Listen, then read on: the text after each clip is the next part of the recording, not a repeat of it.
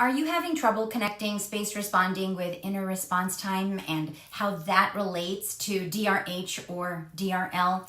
Now, as I hope you know, DRL and DRH are procedures for increasing or decreasing the rate of a behavior that occurs too infrequently or too frequently. Everyone seems pretty clear on the rate criteria of it all, like, 6 or more times an hour or 6 or fewer times an hour. But then what about this IRT thing? Where does that fit in?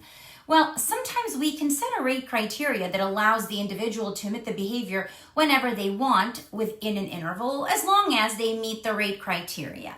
But what if we want there to be some space between each response, or less space between each response? So rather than a certain number of responses, we want space. Well, this is where spaced responding comes in.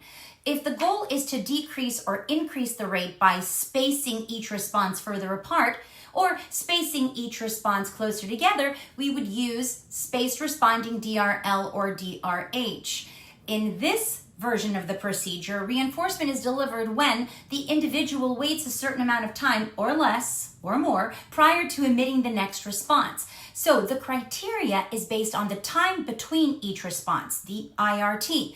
Longer IRT results in fewer responses. So longer IRT is functionally related to lower rates of behavior, which is spaced responding DRL.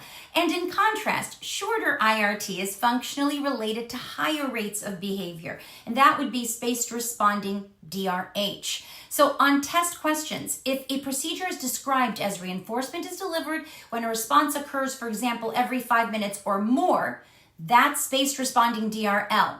And what is described as reinforcement being delivered when a response occurs, for example, every 5 minutes or less, well, then that would be spaced responding DRH. Shorter IRT equals DRH. Longer IRT equals DRL. I hope that helps.